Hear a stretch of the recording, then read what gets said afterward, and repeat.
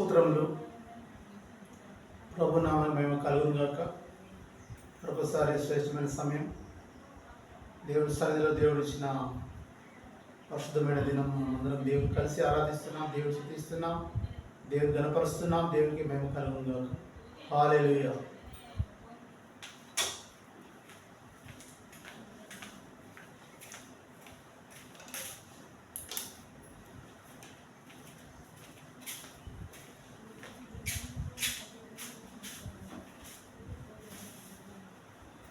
ఇది మనం వాక్యంలోకి వెళ్దాము.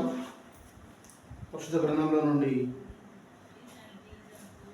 కీర్తన గ్రంథం 40వ అధ్యాయము. కీర్తనలు 40వ అధ్యాయం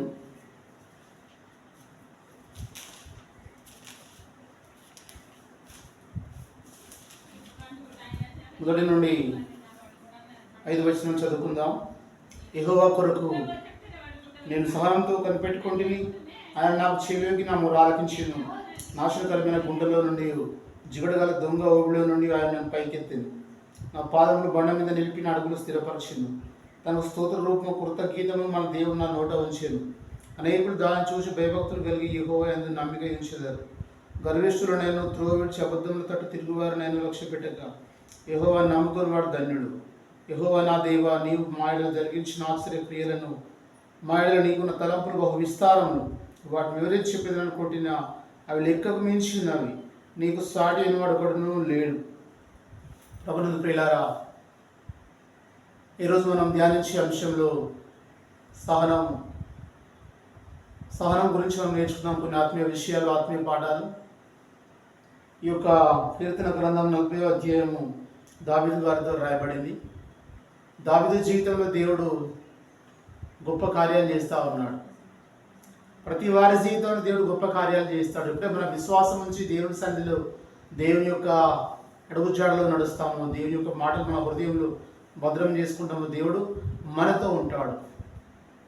సర్వంలో వ్యాపించున్నాడు పరిశుద్ధుడైన దేవుడు.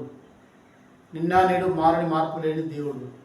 మనుషులు మారిన, మనిషి అంతరంగాలు మారిన, తలంపులు మారిన, ప్రవర్తన మారిన, యేసు క్రీస్తు ప్రభు మారడు. కొన్ని సందర్భాల్లో కుటుంబాలు విచ్ఛిన్నమైపోతున్నాయి.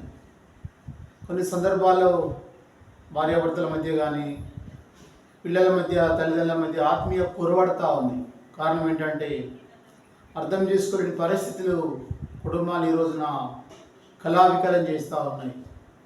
చివరికి కోర్టు మెట్టేకాల్సి వస్తుంది విడాకుల విషయంలో కూడా. భయంకరమైన విషయం. అందుకే ప్రతి కుటుంబంలో ఉండవలసిన గుణం సహనం. భక్తుడు దావీదు అంటున్నాడు, యెహోవా కొరకు నేను సహనంతో కనిపెట్టుకుంటుని. కుటుంబాలు కట్టబడాలి అంటే సహనం కావాలి, ఓర్పు కావాలి. కుటుంబాలు నిలవాలి అంటే సహనం కావాలి, ఓర్పు కావాలి. ఇది ఎలాగ వస్తుంది మరి? క్రీస్తులో జీవించిన వారు మాత్రమే దీన్ని కలిగి ఉంటారు. క్రీస్తుని వెంబడించే వారు మాత్రమే దీన్ని కలిగి ఉంటారు. క్రీస్తు సహవాసాన్ని కోరుకునే వారు మాత్రమే దీన్ని కలిగి ఉంటారు. అందుకని ప్రతి ఒక్కరికి దేవుడు తన ప్రేమతో పిలిచి, తన యొక్క కృపను విస్తరింపచేసి, ఒక కుటుంబాన్ని ఇచ్చి, ఒక ఆనందకరమైన సంతోషాన్ని ఇచ్చి, మీరు ఇలా జీవించాలి, మీరు ఇలా బ్రతకాలి, మీ జీవితంలో నెమ్మది కలగాలి అంటే మీరు తప్పకుండా సహన గుణాన్ని కలిగి ఉండాలని దేవుడు కోరుతా ఉన్నాడు. అందుకని దావీదు కూడా తన జీవితంలో సహనం గురించి వాక్యం ప్రస్తావించాడు. ఒక సామెత ఏంటంటే, సహనం అనేది సముద్రం కన్నా గొప్పది అంట. అనగా మనం సహనం ద్వారా అనేక విషయాలు మనం ముందుకెళ్తాం. మనలో ఉన్న సహనం ప్రాణాన్ని తెప్పరలే చేస్తుంది. సహనం అనేది శత్రువులను మిత్రులుగా మారుస్తూ ఉంది. సహనము మనిషిలో క్రౌర్యాన్ని తీసివేసి ప్రేమను పంచుతూ ఉంది. అందుకని ప్రియులారా, లూకా సువార్త 21వ అధ్యాయం 19వ వచనంలో మీ ఓర్పు ద్వారా మీ ప్రాణము దక్కుతుంది అంటున్నాడు. సహనము, ఓర్పు రెండు దగ్గర సంబంధించిన విషయాలు. ఈ రోజున మనిషిలో ఒత్తిడి ఉన్నది. అనగా డిప్రెషన్, సమస్యలు బట్టి డిప్రెషన్లో వెళ్తున్నాడు. తనకున్న అవసరాలు బట్టి ఆర్థికంగా స్థిరంగా లేక డిప్రెషన్లో వెళ్తూ ఉన్నాడు. ప్రభునందు ప్రియమైన దేవుని బిడ్డలారా, దేవుని పిల్లలారా, ఈ వాక్యాన్ని గమనిస్తున్న మీ జీవితంలో సహనం ఉందా ఒక్కసారి గమనించండి. ఓర్పు ఉందా ఒక్కసారి గమనించండి. మీ నిట్టూర్పులన్నీ కూడా ప్రభువు వారు తొలగిస్తాడు. మీరు దేవుని సన్నిధికి వచ్చినప్పుడు మీ పాపమంతా దేవుడు తీసివేస్తాడు. మీరు దేవుని సన్నిధికి వచ్చినప్పుడు, యేసుక్రీస్తును నమ్మినప్పుడు, నమ్మి బాప్తిస్మం పొందినప్పుడు. ప్రియులారా, ఒక అభివృద్ధి అనేది మానవ జీవితంలో జరగాలంటే, ఒక విజయాన్ని మనిషి పొందుకోవాలంటే దానికి ఎంతో పట్టుదల కావాలి, ఓర్పు కావాలి, నిరీక్షణ కావాలి. కష్టపడకుండా ఎవరు కూడా దేన్ని కూడా పొందుకోలేరు. ఒక క్రీడాకారుని మనం చూస్తూ ఉన్నాం. ఆ క్రీడాకారుడు ఒక పరుగు పందెంలో పరిగెత్తాలంటే ముందు నుంచి ప్రాక్టీస్ చేస్తూ ఉంటాడు. కఠోరమైన ప్రాక్టీస్ చేస్తూ ఉంటాడు. అనగా రోజు పరిగెత్తా ఉంటాడు. అంటే సహనం కలిగి ఆ గోల్ రీచ్ అయ్యే వరకు పరిగెత్తా ఉంటాడు. అట్లాగే క్రీస్తు బిడ్డలమైన మనం కూడా పరలోక రాజ్యం వెళ్ళాలంటే ఈ లోకంలో మనం పరుగు పందెంలో ఉన్నాం. కష్టాలు వస్తాయి, పరిగెత్తాలి. బాధలు వస్తాయి, పరిగెత్తాలి. ఇరుకులు వస్తాయి, పరిగెత్తాలి. ఇబ్బందులు వస్తాయి, పరిగెత్తాలి. కన్నీరు, దుఃఖము, ఆకలి, అసహాయతలు మనిషిని చుట్టుముడుతూ ఉంటాయి. మనం చేయాల్సింది ఒకటి, మన ముందు ప్రభుని పెట్టుకోవాలి, మన ముందు వాక్యం పెట్టుకోవాలి, వాక్యం చదవాలి, ధ్యానించి మనము ఈ పరుగు పందెంలో ముందుకెళ్ళాలి. ప్రియులారా, అదే కీర్తన గ్రంథం 40వ అధ్యాయంలో వచనం 5 చూసుకుందాం. మా ఎడల నీకున్న తలంపులు బహు విస్తారములు, వాటిని వివరించి చెప్పేది అనుకుంటున్న అవి లెక్కకు మించి ఉన్నవి, నీకు సాటి అయిన వాడు ఒకడును లేడు. ప్రియులారా, మనిషి గురించి దేవునికి ఎన్నో రకాలైన తలంపులు, బహు విస్తారం అంటే ఒకటి కాదు, 2 కాదు, 3 కాదు, కొన్ని లక్షల కోట్లలో ఉంటాయి. ఏంటా తలంపు? దేవుడు తలంపు ఏంటి? మానవ జీవితంలో దేవుని పోలికలో మానవుడు పుట్టబడ్డాడు. ఆదాము హవ్వల నుంచి నేటి వరకు సృష్టి పెరిగింది. మొదటి యొక్క ఆ సృష్టి క్రమంలో ఆదాము హవ్వలే ఉండే, ఎవరు సృష్టి లేదు, వారిద్దరే ఉండే ఏదోని తోటలో. వారిద్దరితో దేవుడు సంభాషించేవాడు, ఆనందించేవాడు, వారితో దినదినం మాట్లాడేవాడు. ప్రతిరోజు చల్లపూట వచ్చి వారితో ఆత్మీయత పంచుకునేవాడు ప్రభుల వారు. అంటే వారు ఒక కుటుంబంగా కలిసి ఉన్నారు. ఒక తండ్రిగా ప్రభుల వారు ఉన్నాడు, కుమార్తెగా ఆదాము హవ్వలు ఉన్నారు. ఎప్పుడైతే వారి జీవితంలో పాపం అనేది ప్రవేశించిందో మెల్లిమెల్లిగా దూరం కూడా మొదలుపెట్టారు. అంతవరకు దగ్గరగా హత్తుకొని ఉన్న ఈ యొక్క దేవుని సంబంధం ఆదాము హవ్వలతో ఒకటే పాపం ద్వారా. ఏంటి ఆ పాపం? ఏదేను చెట్ల మధ్యలో ఒక వృక్షం ఉన్నది, ఆ వృక్షం పండు మీరు తినవద్దు అన్నాడు. యెహోవా దేవుడు వారితో మాట్లాడుతూ ప్రతిరోజు సాయంత్రం వచ్చేవాడు, చల్లబుడ్డ వచ్చి వారితో సంభాషించి వారిని బలపరిచి వెళ్ళేవాడు. ఒకరోజు వచ్చి ఆ చెట్ల మధ్యలో ఒక పండు ఉన్నది, ఆ పండు మీరు తినకూడదు. మరి తింటే ఏమవుతుంది? దాన్ని కూడా అక్కడ ప్రభు చెప్తా ఉన్నాడు, మీరు తినదినమున మరణిస్తారు. సరే, వాళ్ళు తల ఊపారు, ఆదాము హవ్వలు. ప్రభుల వారు పరలోకం వెళ్ళాడు, వారు ఐదేని తోటలో ఉన్నారు. ఒక రోజున వారి మధ్యకు సాతాను ప్రవేశించింది, అనగా అపవాది, శోధకుడు. సాతాను ఎలా ప్రవేశించింది అంటే ఒక పాము రూపంలో ప్రవేశించింది. మనం చూస్తూ ఉన్నాం మామూలు పాములు, రకరకాల పాములని మన దేశంలో ప్రపంచవ్యాప్తంగా. కొన్ని విషం కలిగిన పాములని, కొన్ని విషరహితమైన పాములు. ఆ పాము వచ్చింది, వారిని గమనించింది. వారిని గమనించే విధానంలో ఆ దగ్గర ఆదాముడి హవ్వ ఉన్నది. హవ్వ తోట మధ్యలో, ఆ పళ్ళ మధ్యలో సంచరిస్తూ ఉంది. అప్పుడు పాము మాట్లాడుతూ ఉంది. ఆశ్చర్యం, పాము మాట్లాడుతూ ఉంది.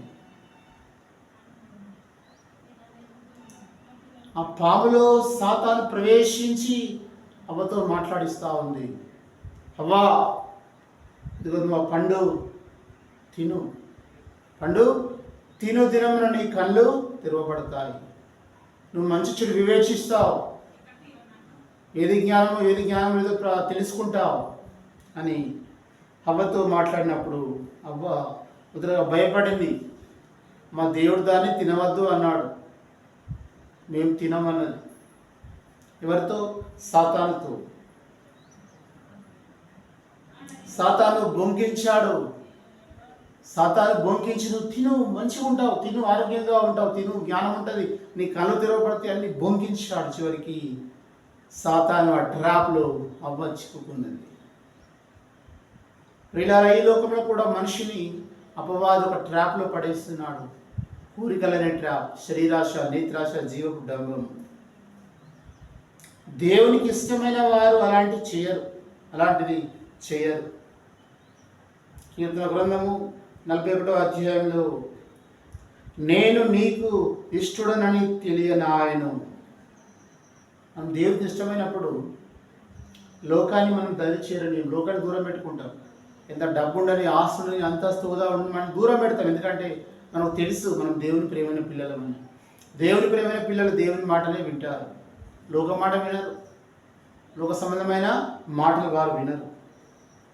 అందుకని ఎప్పుడైతే నువ్వు దేవుని యందు ఉంటావో దేవుడు నీ బహు విస్తారమైన తలంపులు కలిగి ఉంటాడు. చివరికి ఎప్పుడైతే ఆ యొక్క పండు తెంపుకొని హవ్వ తిన్నదో, హవ్వ తిన్నది తన యొక్క భర్త అయిన ఆదాము కూడా ఇచ్చింది.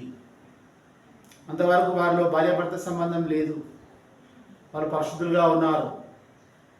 ఆదాము హవ్వలు ఆ పండు తిన్న తర్వాత వారిలో పాపం అనేది ప్రవేశించింది.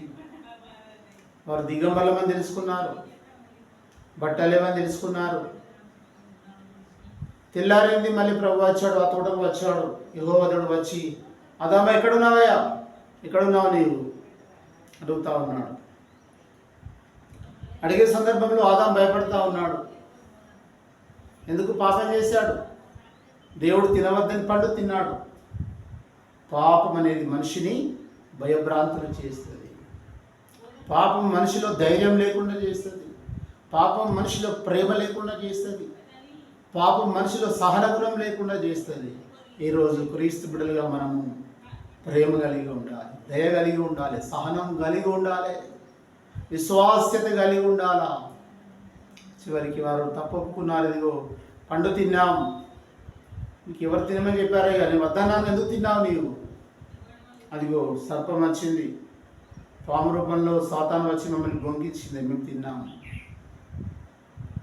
అప్పుడు వారిలో దుఃఖం, కన్నీరు అంత దుఃఖం లేదు, కన్నీరు లేదు, పాపం అనేది లేనే లేదు. పరిశుద్ధులుగా ఉన్న వారు ఆజ్ఞను అతిక్రమించడం ద్వారా వారు పాపంలో పడిపోయారు. ఈ రోజున దేవుడు నీతో నాతో మాట్లాడే మాట, బిడ్డ, నా రక్షణ నీవు కలిగి ఉన్నప్పుడు, దేవుని మహిమలో నువ్వు జీవించినప్పుడు నిత్యం నా కొరకు జీవించాలి. ఎందుకంటే నేను నా సన్నిధిలో నిత్యం నిన్ను నిలువబెడతా. నేను నీ కొరకు నా ప్రాణాన్ని అర్పించాను, కలవరి శిలువలో రక్తాన్ని కార్చాను, కాళ్ళలో, చేతుల్లో మేకులు, కొరడా దెబ్బలు, ముళ్ళ కిరీటం, ఇవన్నీ కూడా పాపి అయిన మనుషుని కొరకు. చివరికి ఆదాము హవ్వలు ఆ యొక్క పరిశుద్ధమైన, సుందరమైన, అందమైన ఏదేను తోట అనే పరలోక సంబంధమైన ఆ ప్రకృతి సౌందర్యం నుండి బయటికి గెంటేశాడు దేవుడు. మీరు తప్పు చేశారు, మీరు నా గుండా మీకు అర్హత లేదు, మీకు స్థలం లేదు, బయటికి వెళ్ళండి అనగా మన కుటుంబాలు కూడా దేవుని సన్నిధిలో ఉన్నప్పుడు మనం పరిశుద్ధులుగా ఉండాలంట. పాపం లేనివారుగా ఉండాలి, కల్మషం లేనివారుగా ఉండాలి, నిందారహితులుగా ఉండాలి, నిష్కల్మషులుగా ఉండాలి. ఎవరైనా అన్యులు మనల్ని చూసినప్పుడు అతను క్రైస్తవుడు, మన గురించి వాళ్ళు సాక్ష్యం చెప్పాలి. అతను మందిరానికి వెళ్తాడు, మన గురించి వాళ్ళు సాక్ష్యం చెప్పాలి. అతను మంచి ఆరాధన చేస్తాడు, మన గురించి సాక్ష్యం చెప్పాలి. మంచి పాటలు పాడతాడు, రోజు ఇంట్లో వాక్యం చదువుకుంటాడు, బైబిల్ ధ్యానిస్తాడు, సాక్ష్యం చెప్పాలి. సాక్ష్యం చాలా అవసరం మనిషి జీవితంలో. సాక్ష్యం ద్వారా సంఘం కట్టబడుతుంది, సాక్ష్యం ద్వారా కుటుంబం కట్టబడుతుంది, సాక్ష్యం ద్వారా మనిషి జీవితాలు కట్టబడుతుంది. అదే కీర్తన గ్రంథం 40:2 నాశనకరమైన గుంటలో నుండి, జిగడు గల దొంగ ఊపిలో నుండి ఆయన నన్ను పైకెత్తింది. ఈ లోకంలో మనిషి అనేవాడు ఒక జిగట గల దొంగ ఊబిలో ఉన్నాడు, నాశనకరమైన గుంటలో ఉన్నాడు. పాపం అనే గుంట, శ్రమలనే గుంట, వేదనలనే గుంట, కన్నీరనే గుంట, అందులోనే పడిపోయి పైకి లేవలేకుండా ఉన్నాడు. లేస్తామని ప్రయత్నించిన బురద గుంటలో కాళ్ళు మునిగిపోతున్నాయి.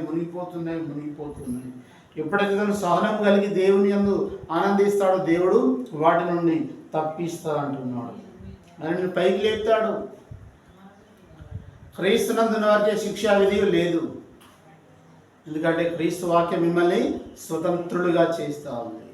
మన పాపం నుంచి స్వతంత్రులుగా చేయబడ్డాం, పరిశుద్ధులుగా చేయబడ్డాం, నీతిమంతులుగా చేయబడ్డాం. యేసు రక్తం ఈరోజు నిన్ను నన్ను కడిగి సొత్తుగా చేసుకున్నది. అలాంటి వారు దేవుని కొరకు క్రొత్త గీతం పాడతారంట. 3వ వచనంలో తనకు స్తోత్ర రూపంలో క్రొత్త గీతం మన దేవుడు నాన్నట ఉంచేను. అనేకులు దాన్ని చూసి భయభక్తులు కలిగి యెహోవా నమ్మిక ఉంచెదరు. చూసారా, నీలో సంతోషం ఉన్నప్పుడు కొన్ని పాటలు పాడతావు. నీలో ఆనందం ఉంటే ఆ ఆనందాన్ని బట్టి ఆ యొక్క చుట్టూ పరిసరాలు కూడా ఆనందిస్తాడు నిన్ను బట్టి. అనగా నువ్వు మనుషుల్లో ఆనందంగా ఉంటావు, ఆనందంగా నవ్వుతావు, ఆనందంగా పలకరిస్తావు, వారిని ప్రేమతో నీ ఇంట్లో ఆహ్వానిస్తావు. ఎందుకంటే నాకు ఆనందం ఉంది, ఈరోజు నాకు సంతోషం ఉంది. అదొక ఉద్యోగమా, సొంత గృహాన్ని కట్టుకున్నావా, భూమి కొనుక్కున్నావా, ఇల్లు కొనుక్కున్నావా, స్థలం కొనుక్కున్నావా, ఒక ఆస్తి దగ్గర పెట్టుకున్నావా, పెళ్లి చేయడం కూడా సంతోషకరమైన విషయాలు. అందుని బట్టి మనం ఆనందించే వారుగా ఉంటాం దేవుని సన్నిధిలో. కొంతమంది ఆనందించలేరు, కొంతమంది లోకంలోనే ఆనందిస్తారు, కొంతమంది పాపంలోనే ఆనందిస్తారు. పాపం వలన వచ్చే జీవితం మరణం అంట. అందుకని దేవుడు వాని క్రియల చొప్పున ప్రతిఫలం ఇచ్చే దేవుడు. నువ్వు మంచి క్రియలు చేస్తున్నావా, దేవుడిని దీవిస్తాడు. చెడ్డ క్రియలు చేస్తున్నావా, దేవుడిని శిక్షిస్తాడు. దేవుడు శిక్ష పెట్టాడు, మేలు పెట్టాడు. వెలుగు ఉన్నది, చీకటి ఉన్నది, జీవం ఉన్నది, మరణం ఉన్నది. ఇలాంటి స్థితిలో ఉన్నావు కుమారుడా. ఒకసారి ఆలోచించి, ఒకసారి నీ విశ్వాసాన్ని పరీక్ష చేసుకో. ప్రభువుని చూసినప్పుడు పరీక్షను నెగ్గుతున్నావా, ఓడుతున్నావా? నెగ్గివాడిగా ఉంటే చాలా సంతోషం, నీవు ధన్యుడవు, నీకు మేలు కలుగుతుంది. వచనం 4, గర్విష్ఠులనైనను త్రోవ విడిచి అబద్ధముల తట్టు తిరుగువారిని లక్ష్య పెట్టక యెహోవాను నమ్ముకుని వాడు ధన్యుడు. ప్రియులారా, మన జీవితంలో ప్రభుని నమ్ముకున్నామా మనం ధన్యులం. ధన్యత అనగా గొప్పతనం, ధన్యత అనగా మంచితనం, ధన్యత అనగా ప్రేమ గుణం, ధన్యత అనగా సహనం, ఓర్పుతో కూడిన గుణం మనం కలిగి ఉండాలి. లోక సంబంధంగా మనుషులు డబ్బున్న వ్యక్తిని గొప్పవాడు అంటారు, పెద్ద జాబ్ ఉంటే గొప్పవాడు అంటారు, బాగా చదువుకుంటే గొప్పవాడు అంటారు, బిల్డింగ్ కట్టుకుంటే చాలా ఇల్లు కొనుక్కుంటే గొప్పవాడు అంటారు, ఆస్తులు, కార్లు, జీప్ బంగ్లాలు గొప్పవాడు అంటారు. కానీ ప్రభుల వారు ఈ రోజున గొప్పవాడు అనేది ఎవరినో తెలుసా? దేవుని నమ్మిన బిడ్డలను, యెహోవాను నమ్ముకుని బిడ్డలను దేవుడు ధన్యులు, గొప్పవారు అంటున్నాడు. అది మనం చాలదా? ఎంతో సంతోషం అండి, ఎంతో సంతోషం పిల్లలు. అందుకే నీవు, నీ కుటుంబము, నీ తల్లి, నీ తండ్రి, నీ భార్య, భర్త, పిల్లలు కుటుంబంగా కలిసి నువ్వు దేవుని సన్నిధిలో ఆరాధించాలి ప్రతిరోజు. ఉదయకాలం లేస్తున్నారా?